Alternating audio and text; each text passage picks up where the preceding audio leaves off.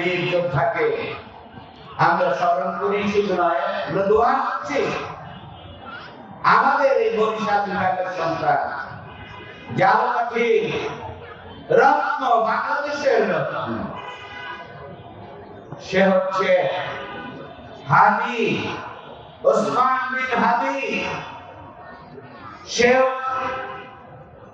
এই মুক্তির আগে হাদিকে আছে না, সে নিজে ওয়াজ করে আগে আমাদের সাথে প্রিন্সিপাল যে বাংলাদেশের আপন ছিল বাংলাদেশকে ধরে রাখতে আমি নিহত হই, শহীদ হই, তাহলে পরোয়া নাই, কিন্তু বিচার যেন মেনে নিয়েছিল।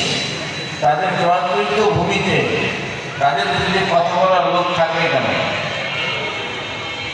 কাজেই তাদের যেটা কাজ ছিল তা করে যাচ্ছে সময়। আমরা এখন আমাদের আশ্বস্তি রাখতে হতে আপনাদেরকে দায়িত্ব দিয়ে যাব, যে উদ্দেশ্যে আমরা স্বাস্থ্যবিধি করেছিলাম এই উদ্দেশ্যে আমরা সফল হলেন। এই প্রজন্ম সফল করবে, এই প্রজন্মের যে তরুণ পরিপন্থী মুক্তিযুদ্ধের চেতনার বিরুদ্ধে যাওয়া, দাঁড়িয়ে গিয়ে বাংলাদেশকে ফ্যাসিজমের দিকে নিয়ে নিয়েছে।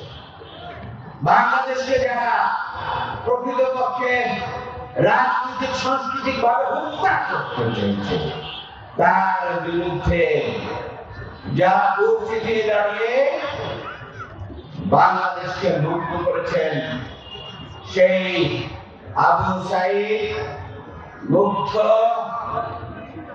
সহ শান্ত সহ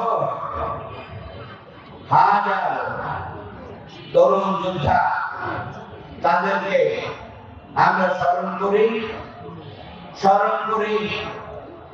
এখনো পঙ্গুত্ব বরণ করে হাসপাতালে যারা কাটাচ্ছে তাদেরকে এবং তাদের দ্রুত রোগ মুক্তির কামনা করছি।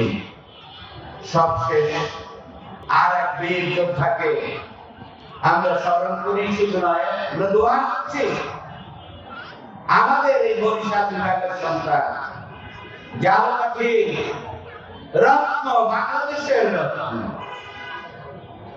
সে হচ্ছে হাদি ওসমান বিন হাদি। সে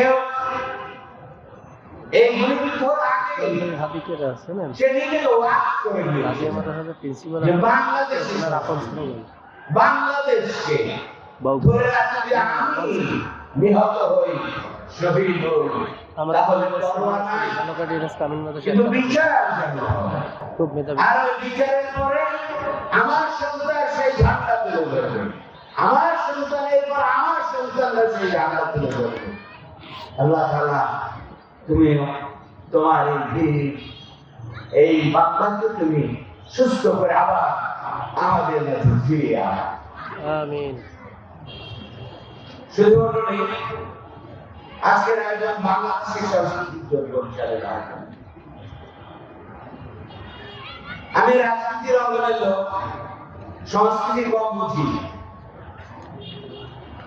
এই জন্য কম্পিউটার লোক হিসেবে কিছু সংস্কৃতির কথা বলবো, কিন্তু রাজনীতির কোথাও বেশি যা আছে তা বলার চেষ্টা করি। বাংলাদেশ আমরা 1971 সালে স্বাধীন হয়েছে, বিজয় চিনিয়ে হয়েছে 16 ডিসেম্বর, কিন্তু এই বাংলাদেশে কি করলো? এটা আরো 500 বছর আগে তো এই বাংলাদেশ ছিল। ব্রিটিশরা যখন ছিল তখন তো এই বাংলাদেশ ছিল।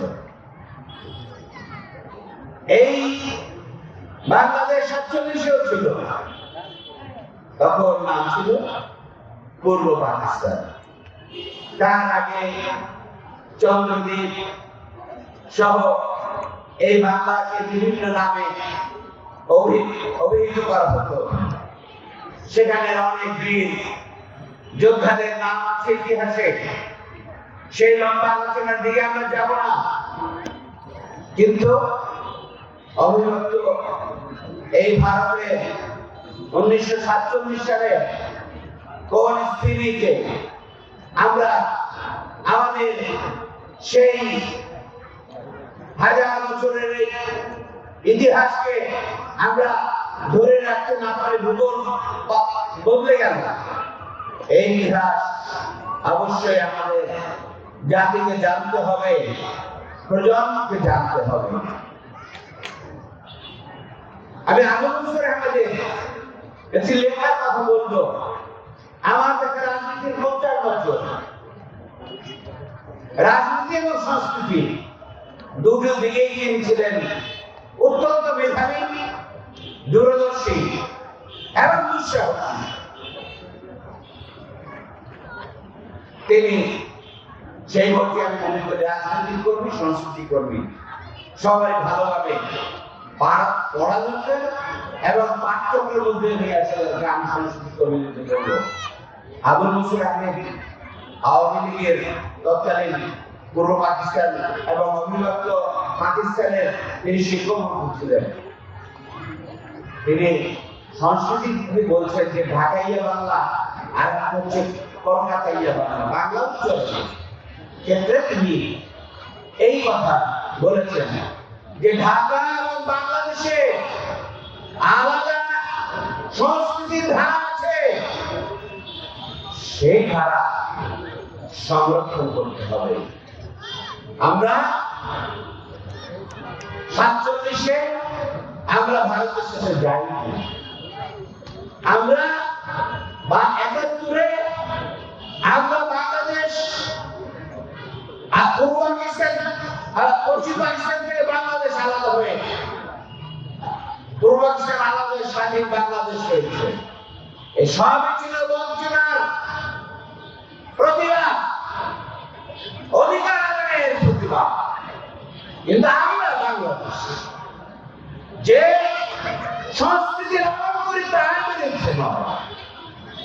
আমরা বাংলাদেশে যে চিন্তা, যে চেতনা, যে মূল্যবোধ আমরা লালন করি সেটার বিরুদ্ধে নয়। এখানে যুদ্ধ হয়েছে নারায়ে তাকবীর বলে, যুদ্ধ হয়েছে আল্লাহ কিছু সাহায্য চলছে। যুদ্ধের দিন মায়ের যে কোনো যুদ্ধে যাত্রায় মুক্তিযোদ্ধারা দোয়া চেয়েছেন, কারণ আমরা দুঃশাসনের শাসনের বিরুদ্ধে গর্জে উঠেছিলাম। আমাদের পূর্বসূরীরা 24 সেটাই হয়েছে। সাম্য, মানবিক মর্যাদা এবং সামাজিক সুবিচার, এই তিনটা জিনিসের যখনই ব্যত্যয় ঘটে তখনই বিদ্রোহ হয়। 71-70-এর বিদ্রোহ হয়েছে এবং জুলাই আগস্টের বিদ্রোহ হয়েছে। একটা আরেকটার পরিপূরক, একটা থেকে আরেকটা মুছে দেওয়া যাবে না। সেই জন্য ব্রিটিশ বিরোধী আন্দোলন এই বাংলা থেকে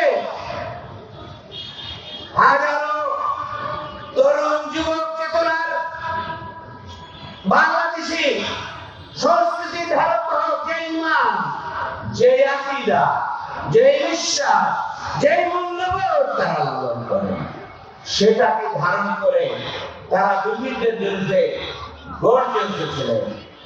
ঢাকায় আমরা বাহাদুর শাহ পার্ক এখন বলা হয়, ওটাকে ভিক্টোরিয়া পার্ক বলা হতো কেন? ওখানে ব্রিটিশরা এই ঢাকা, এই বাংলাদেশে হাজারো মুক্তিযুদ্ধ অর্থাৎ ব্রিটিশ বিরোধী আন্দোলনের শহীদদেরকে সেখানে ঝুলিয়ে ফাঁসি দিয়ে হত্যা করেছিল। তারা বলতো ভিক্টোরিয়া পার্ক, পরবর্তীতে বাহাদুর বাংলা, এই বাংলাদেশের বাহাদুর সৈনিকরা, বাহাদুর সন্তানরা সেই দিন তাজা রক্ত দিয়ে এটা মোকাবেলা করেছিলেন। আন্দোলন হয়, সেই বঙ্গবন্ধু আন্দোলন রণের বিরুদ্ধে যারা দাঁড়িয়ে গিয়েছিল তাদের পরবর্তী যে ভূমিকাগুলো আছে সেই ভূমিকার ধারায় আমাদের বাংলাদেশে এবং বাংলাদেশের এই 53-54 বছরে অনেক ধরনের অপসংস্কৃতি আমাদের দেশে বিরাজমান। 2009 সাল থেকে এই আপনার 24 পর্যন্ত এবং তার আগে 55 বছর পর্যন্ত বাংলাদেশকে বিভক্ত করে রাখার অপচেষ্টা হয়েছে। বাংলাদেশ স্বাধীন হয়েছে বঞ্চনার বিরুদ্ধে, এবং এই বঞ্চনা অধিকার রক্ষায় আমাদের অর্জন নস্যাৎ করে দেওয়ার অপচেষ্টায় আজকে যারা বঞ্চনা, আজকে যারা বাংলাদেশি সংস্কৃতির বিরোধী, তারাই ভূমিকা রাখছে।